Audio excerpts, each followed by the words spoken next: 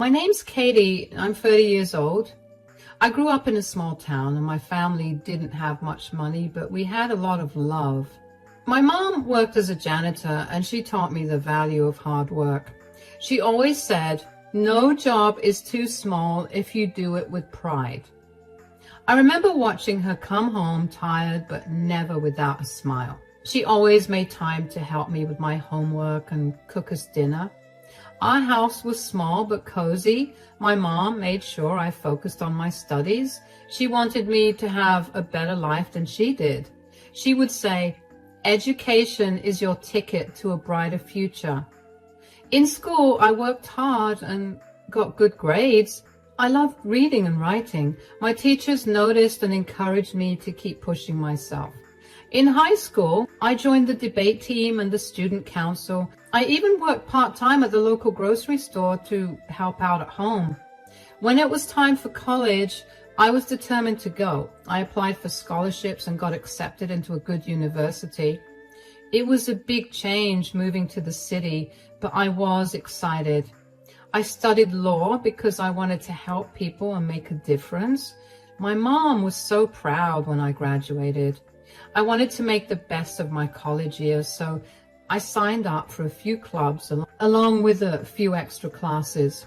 Keeping myself busy was the only way for me to cope with being so far away from my family.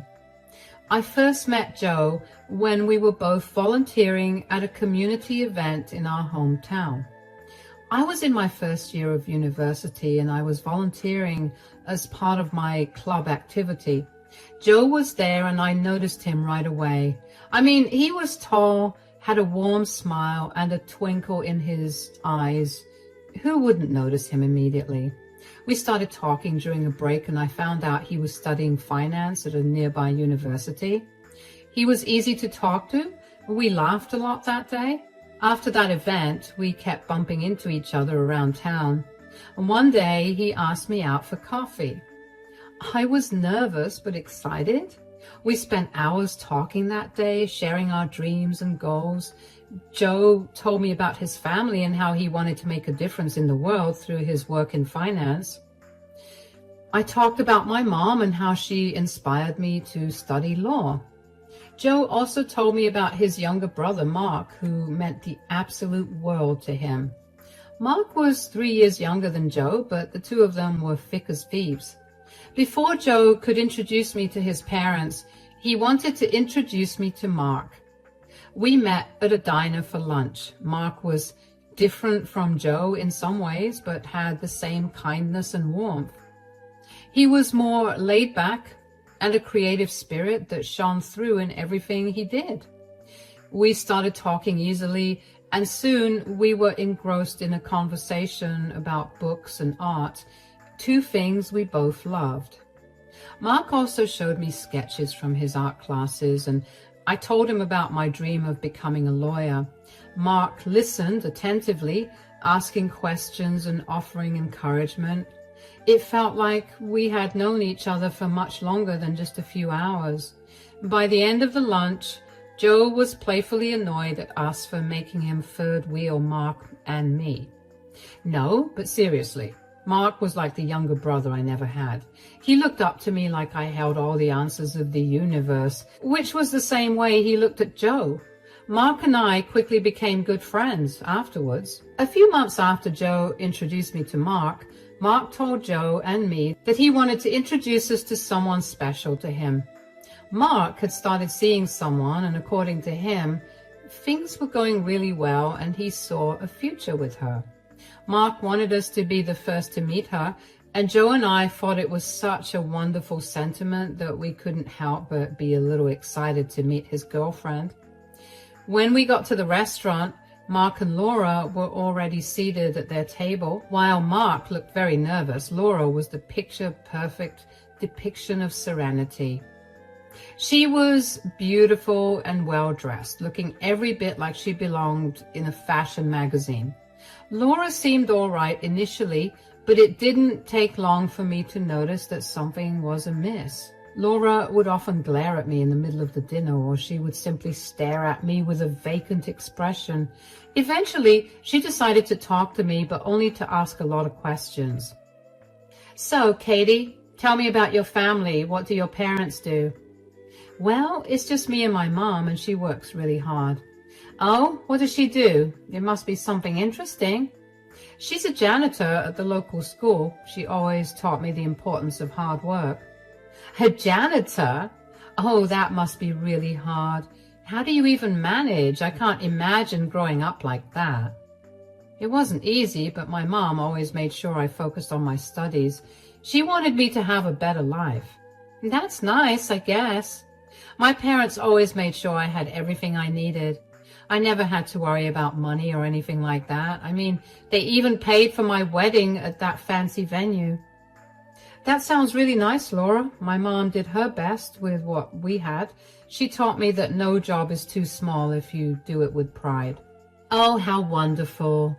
So did you have to help her a lot, cleaning toilets and mopping floors?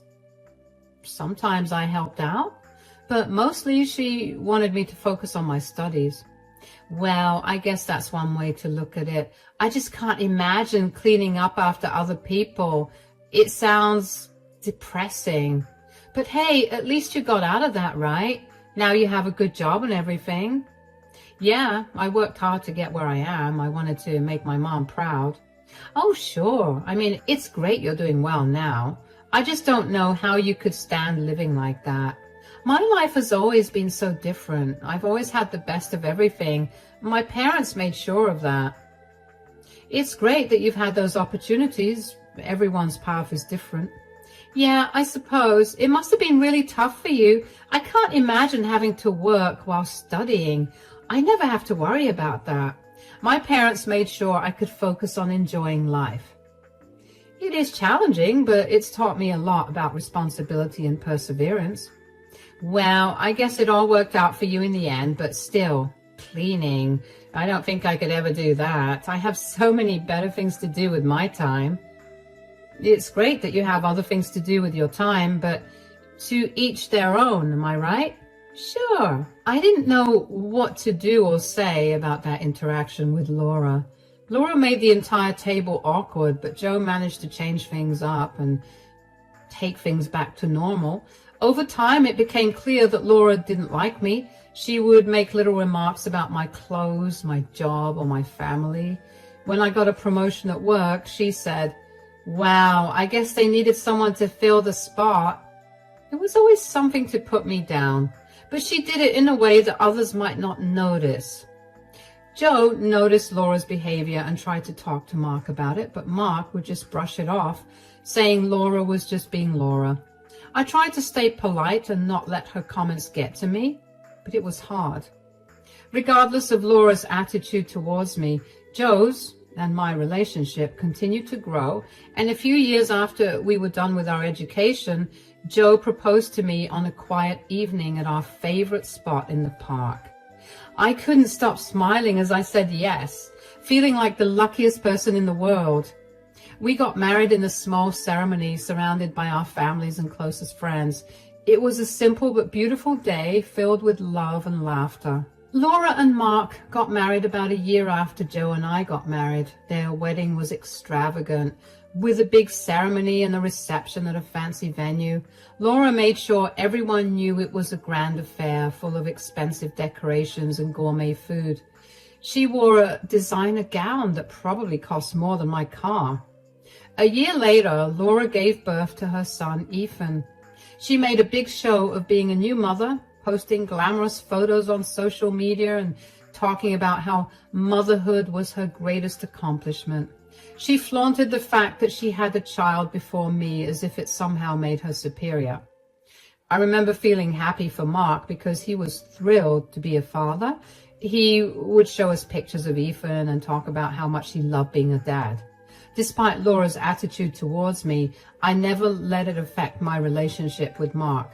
He was my friend and Joe's brother, and I cared about him deeply. Laura's behavior became more pronounced after Ethan was born. She would make comments about how easy it was for her to balance motherhood and her social life, implying that I wouldn't understand because I didn't have children. It was hurtful, but neither Joe nor I wanted children, so her jabs never hurt me. It just got annoying because she never stopped bringing it up. One afternoon, I was at home when I got a call from Laura, and she sounded unusually cheerful. "Hi, Katie, how are you?" "Hi, Laura, I'm doing well, thanks. How about you?" "I'm great, actually. I'm calling because I'm hosting a housewarming party tonight, and I could really use your help. Can you come over in about an hour?" I'm not sure. I have some things to do at home. I wasn't planning on going out today. Besides, why are you only calling me now about a housewarming party? Mark and I have been so busy with moving and with work that it slipped our minds to invite a few people, and you and Dave were one of them. I know that it's very obnoxious and rude of me to forget to invite you and then ask you to help me out, but come on, it'll be fun. I've seen how good you are at organizing things. You always have such a neat and tidy touch. I could really use someone like you to help me set up. Well, I don't know. It's just so last minute. I'm not sure what I could do to help. Please, I want everything to be perfect tonight, and I could use someone I trust to help me out. Plus, it'll give us a chance to spend some time together and maybe get to know each other better. I think we've gotten off on the wrong foot in the past, and I'd love to fix that. Well, when you put it that way, I guess I could help out a little bit. Great. Thank you so much, Katie. It means a lot to me. I promise it won't be too much work. Just a bit of setting up, and then you can enjoy the party too. Okay, I'll come over in about an hour. Perfect. I can't wait to see you. Thanks again, Katie. All right. See you soon. I was surprised. Laura had never asked for my help before, but I agreed, hoping this might be a chance to improve our relationship. I quickly got ready and headed over to her and Mark's new house. When I arrived, Laura greeted me at the door with a bright smile. "Thanks for coming, Katie." "Of course, that's what family's for. What do you need help with?" "Well, considering your mom is a filthy janitor, she must have taught you well. Clean up and leave." "What? What in God's name are you implying here? I came here to help, not to be insulted." "Oh, come on, Katie, I'm not insulting you. I really needed help with cleaning, and I thought you'd be perfect for the job. After all, cleaning must run in your family. My mom worked hard to provide for me. Her job is nothing to be ashamed of, nor is it something to make fun of." Sure, but right now I need this place spotless for the party, so why don't you get started? You know your way around a broom, don't you? What is wrong with you? I came here thinking you actually needed my help, not to be treated like this. Oh, poor Katie. If you're so proud of your mom's work, why not show us all how well you can clean? Unless you're not as good as her. Fine, I'll help, but not because of your insults. Because I don't want to tarnish my mother's name or show embarrassment for her profession. I do hope you know that you are the most disgusting person I have ever met in my life. That's the spirit. I don't care about what you think about me, as long as you get the work done. Now, start with the living room. It's a mess. And don't forget to dust the shelves. I want this place to be sparkling. All right. Good. Make sure you do a thorough job. I'll be checking. Her words stung. I felt my cheeks burn with embarrassment and anger, but I didn't let it show. I took the broom and started cleaning. Laura watched me for a while and then went off to prepare for her guests. As I swept the floors and dusted the furniture, I was genuinely concerned for him, but he finally contacted me the next morning. He told me that he and Laura had gotten into a huge fight. He asked me if he could stay with Joe and me for a while, and of course I said he could. He told me that he would come over after work. Only an hour after Mark called me, I got a call from Laura. I barely managed to get a word out before Laura started yelling at me for ruining her life. "How could you do this to me? You've ruined my life." Calm down. I didn't ruin your life. You made choices and now you have to face the consequences. Don't you dare talk to me about consequences. You had no right to go through my things and tell Mark. I didn't want to go through your things. You told me you wanted your house spotless, and I happened to stumble upon the DNA test results while doing that. Are you trying to be smart with me? Not really. I'm just stating the facts. Besides, I had every right to tell Mark the truth. He deserved to know what was really going on. God, is there any redeeming quality that you have? You had one job, and you failed at that miserably too. You've destroyed my marriage and my family. I came to help you only because you asked, even though you've always been mean to me. But then you insulted me and my mom. I saw those papers by accident, and I knew Mark needed to know the truth. You think you're so perfect, don't you? Just because you have your fancy law degree and your perfect husband. You had no right to get involved in my business. This isn't about me being perfect, Laura. It's about you lying and hurting people. Mark loves Ethan. Mark deserved to know the truth. You were hiding something that big, and it was wrong. You're just jealous of me. You've always been jealous of what I have. Jealous of you, Laura? I've never been jealous of you. You have always tried to put me down to make yourself feel better. The last thing I want is for my happiness to rely on someone else's suffering. Besides, this isn't about jealousy. This is about doing what's right. You've ruined everything. My friends, my family, they all hate me now. Can you blame them? They're disappointed because you lied to them. You need to take responsibility for your actions. You made these choices. I can't believe you're saying this. You're just as bad as everyone else. I'm not the one who cheated on her spouse. You did that. You need to think about how you treat people. You were so cruel to me, but I never did anything to you until now. This is your revenge, isn't it, for all the things I said to you? Maybe it is. Maybe it's time you learned that how you treat people matters. You can't just be mean and expect everyone to let it slide.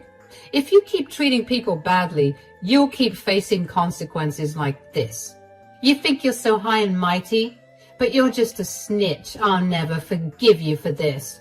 That's your choice. But if you want to move forward, you need to take a good look at yourself and think twice about how you treat people. Otherwise, you'll keep regretting it.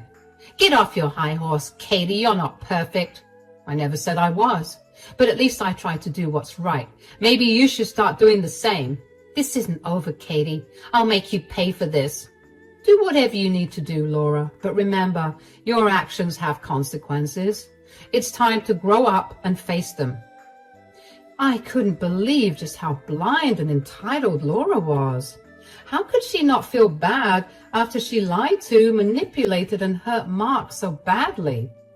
There was no remorse in her voice. All she could think about was herself and the repercussions she would face. Not once did she try to get me to talk to Mark for her. I felt so sad and angry for Mark. My heart ached for him. When Mark came over to our house in the evening, he looked exhausted and heartbroken. His eyes were red. He seemed like he hadn't slept. I could see the pain on his face, and it made my heart ache for him. Mark sat down and took a deep breath before he started talking. He told me everything he had learned about Laura's affair. Thank you for letting me stay here. I really needed to get away from everything at home. Of course, we're here for you. I'm so sorry you're going through this. How are you holding up? It's been rough. I feel betrayed and humiliated, but I need to tell you everything. You deserve to know what's been happening. What did you find out? Well, after you sent me that text about the DNA test, I felt my stomach drop. I was already suspicious of Laura because she had been acting weird for a while, but I didn't want to believe she was cheating. I decided to hire a private investigator to gather evidence. Oh? You did this before I told you about the DNA test? Yeah, only because I was super suspicious of Laura. She went off letting me use her phone and even letting me see her phone. And she changed all the passwords on her devices and basically stopped talking to me. I felt like I had no choice. And well, my worst fears came true. The investigator took photos of Laura and her personal trainer, Jake. They were together in a lot of places, being very affectionate. It was clear they were having an affair. Jake was someone I hired to help Laura get back in shape after she complained for months about how insecure she felt about her weight. I never thought she would betray me like this. Nobody thought that she was capable of doing something like that. But do you have any idea about how long her affair had been going on? For months, Katie. She even used my money to buy him gifts. That's disgusting of her. When did you find this out, though? I found out that she was cheating on me 2 days before the housewarming party. I was planning on silently filing for divorce, but then you texted with something even more disgusting, and I feel so stupid for not seeing it sooner. You're not stupid, Mark. She hid it well. You trusted her, and she broke that trust. Yeah, but I should have seen the signs. I had all the evidence, but I never thought for a single second that Laura would lie to me about Ethan. I'm sorry that I didn't pick up your or Joe's calls. I wasn't in the right space mentally. I remember just seeing red after I found the test results. I stayed in the room until all the guests had left and then just lashed out like crazy at Laura. I drove around all night and then went to work, and I guess I feel better enough to talk about it. I understand. You don't have to apologize for anything. I can't even begin to fathom what you've been feeling. I feel so devastated and furious. But I decided not to just quietly file for divorce. I want everyone to know what she did. She has always tried to show off and put others down to hide her insecurities. It's time everyone sees the real her. What's your plan now? I'm going to use the evidence to expose her. I've already started the process of filing for divorce, and I'm also suing her for fraud and emotional distress. It's not going to be easy, but I have to do it. Do everything you can to ensure your peace of mind, as long as it's legally okay, of course. Yes, I know. But I've been meaning to ask you about it. How did you find out about the DNA test, and how long did you know about the truth? Oh, I had no idea about the truth up until that evening. Laura had called me over to help her set up and then made me clean the house because she thought that was appropriate, considering my mother's profession. When I was cleaning, I noticed a drawer slightly open with some papers inside. I saw the test results and took photos with my phone. I knew I had to tell you. You deserve to know the truth. My God, Laura was horrible to you, always, wasn't she? I'm sorry I didn't say or do much whenever Laura was rude to you. I should have stood up for you more. It's okay, Mark. I understand you were in a difficult position, but I'm glad you know the truth now, and I hope this helps you move forward. It does, but thank you, Katie. If it weren't for you, I might still be in the dark. Also, I'm so grateful for you and Joe. You guys have been so patient and kind to me. I don't know what I would do without you both. There's no need to thank us. We're family. We'll get through this together. Over the next few days, Mark was pretty depressed. Laura didn't try to contact Mark at all, but she did text me multiple times a day to tell me how I'd messed up her life really bad. I blocked her and did not want to interact with her at all. However, one day I noticed Mark began spending a lot of time out of the house. He texted the family group chat and asked everybody to meet him at his house. He made sure to tag Laura in the text and tell her to be there as well. He also invited Laura's family and all their friends. He told everyone that he had a big announcement to make and didn't specify anything more. Joe and I tried our best to get more information out of Mark, but he kept his mouth shut. When the day came, everyone gathered at Mark's place in confusion. Everyone was wondering what the big announcement was, especially since we had all gathered there for almost half an hour without Mark having said anything. When Laura walked into the house from work, she looked surprised to see us there. That's when Mark stood up and told us that he had something to share with all of us. Mark revealed the DNA test results. He told everyone that Laura had been unfaithful, and the child he had loved and cared for was not his. There were gasps and shocked whispers as Laura sat there pale and trembling. Mark now showed the pictures collected by the private investigator to the stunned audience. He also revealed that Laura had used family funds to pay for lavish gifts for Jake, further deepening the betrayal. Laura tried to defend herself, but the evidence was overwhelming. Her friends and family looked at her with a mix of disappointment and disgust. Mark's dramatic revelation completely destroyed Laura's reputation. Mark then announced that he was filing for divorce and suing Laura for fraud and emotional distress. He also planned to sue Jake for alienation of affection. Laura's world came crashing down around her. She lost many of her friends who sided with Mark and couldn't believe she had lied about something so important. Her reputation was ruined and she found herself isolated. Even her own family was disappointed in her. Financially, Laura struggled without Mark's support. She had relied on his income and now had to find a way to support herself. She moved out of their beautiful home and into a small apartment. It was a huge adjustment for someone who had always lived in luxury. Mark faced a difficult decision regarding custody. Despite the betrayal, Mark knew he had formed a bond with Ethan and genuinely cared for the child. He wanted to protect Ethan's well-being while holding Laura accountable for her actions.